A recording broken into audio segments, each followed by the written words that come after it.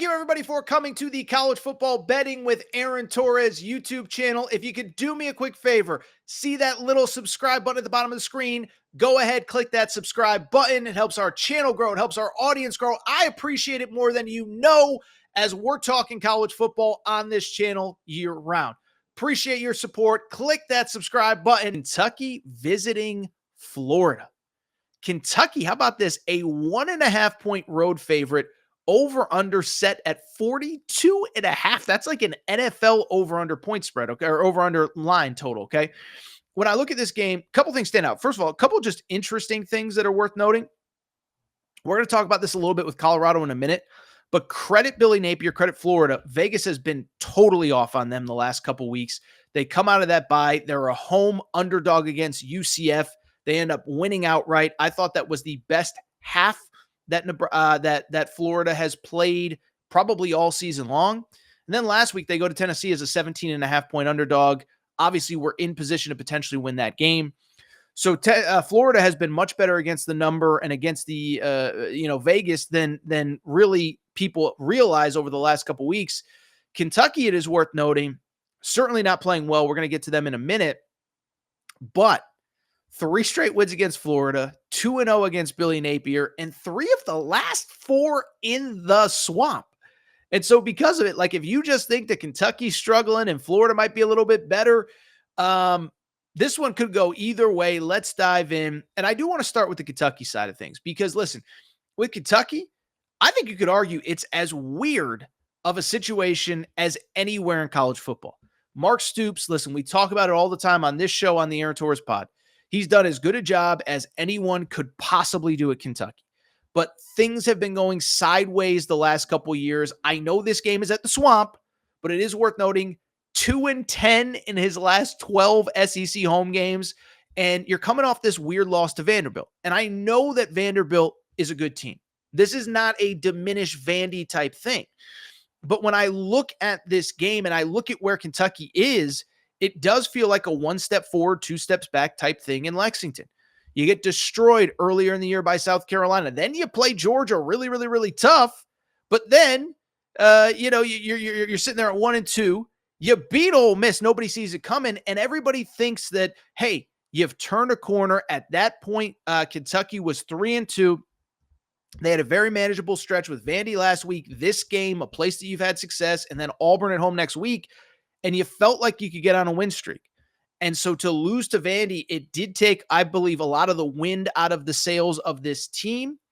And now you got to bounce back in a tough, hostile environment. The good news for Kentucky, well, there's frustration with Mark Stoops.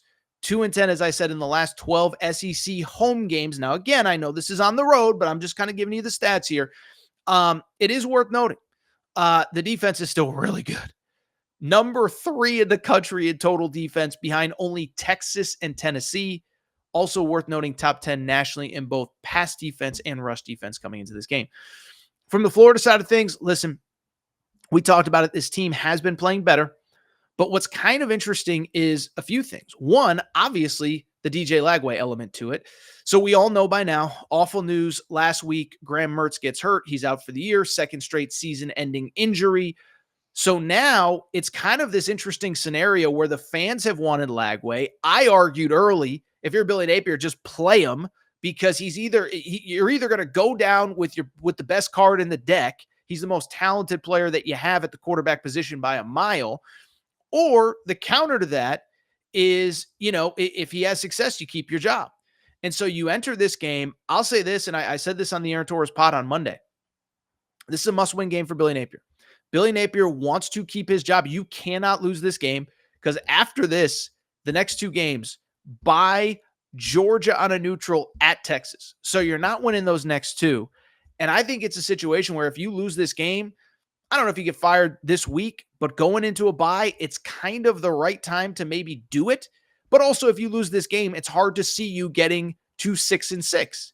You're 3-3 right now. You lose this game. Oh, by the way, you still got 2 of the top 5 teams in the country, then LSU and Ole Miss at home. So it's obviously a must-win game. And as far as what this game will look like when it's played, listen, I know that over-under is like absurdly low for a college point total. But to me, the under of 42.5 is the right side, and that's officially my best bet. The reason I take the under, and the reason I can't take a side, I can't take a side for obvious reasons. My first hunch was Florida. They've been crushing the number the last few weeks. They're at home. They should be favored. Then I thought about it. I said, DJ Lagway, true freshman, second career start. The first one was against Samford. Well, guess what?